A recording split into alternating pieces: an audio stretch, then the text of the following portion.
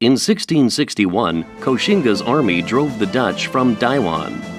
Meanwhile, the Dutch in Danshui, because of frequent attacks from aboriginal tribes and the threat of disease, departed in 1662, leaving a destroyed fortress behind. Their 38-year rule in Taiwan was over.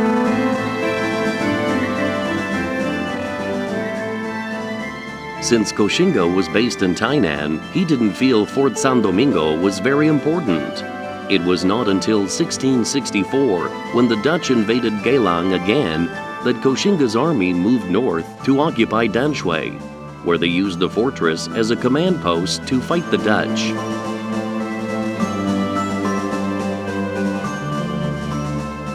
After Koxinga capitulated to the Qing forces, Fort San Domingo was neglected for years until it was renovated by the Qing royal court in 1724. They added fortress walls, enlarged the east and west gateways, along with the north and south smaller gateways.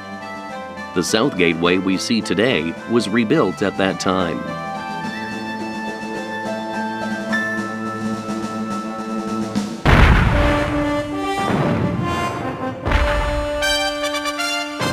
After the Second Opium War, the harbors of Taiwan were open to foreign trade. In 1861, the British initially located their consulate in Taiwan, but later relocated to Danshui at the end of that same year. At first, the British consul performed his official business on a boat. The British consulate was later relocated to a three-sided Chinese courtyard house on land, before finally moving to Fort San Domingo, which was leased from the Qing government. The next year, the British began to station troops and renovate the fort. First, they painted the exterior walls red.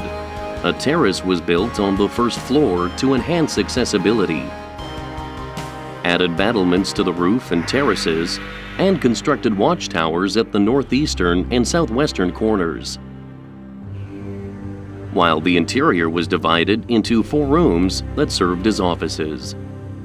Additional facilities such as an incinerator for burning documents, a vault, a safe, and fireplaces were also added. To facilitate the carrying out of consular jurisdiction, the ground floor was converted into a jail for foreigners who committed crimes in Taiwan. This jail was divided into individual cells, each of which had a food opening and a peephole in the door. There was also a courtyard where prisoners could stretch their limbs.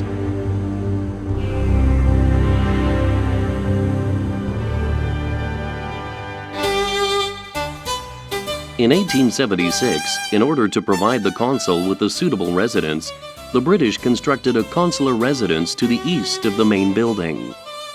Several subsequent additions were made before the residence was fully completed in 1891.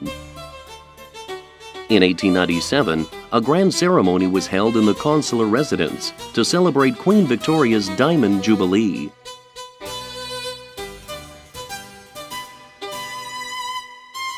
This colonial-style building was constructed using red bricks. Because of Taiwan's humid climate, verandas were built around the building to accommodate British social gatherings. Arches on the ground floor and semicircular arches on the first floor form verandas. The upper and lower arches are neatly aligned to create change and unity.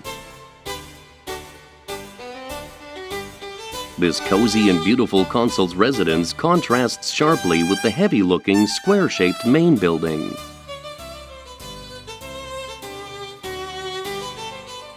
The top section of the veranda employed a type of construction common in the 19th century, designed for fire prevention.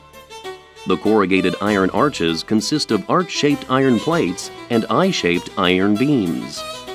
Fort San Domingo is now the only remaining site in Taiwan where this architectural feature survives.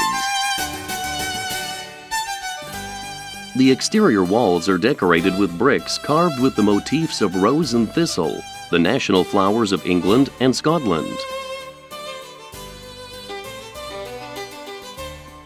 Also to be seen are the letters VR, standing for Victoria Regina, and 1891, representing the year when the building was completed. The ground floor of the residence was divided into two parts, with the consul's bedroom in the front and the servants' quarters and kitchen in the back. The residence consists of two floors. Downstairs were the reception room, dining room, and a study, while upstairs were the master bedroom, children's bedrooms, and living room, with a connecting stairway between the two levels to facilitate access. Pictorial encaustic tiles produced by Minton Hollins & Company were fitted to the floor in the entrance hall, reception room, and dining room, and the indoor space included a European fireplace.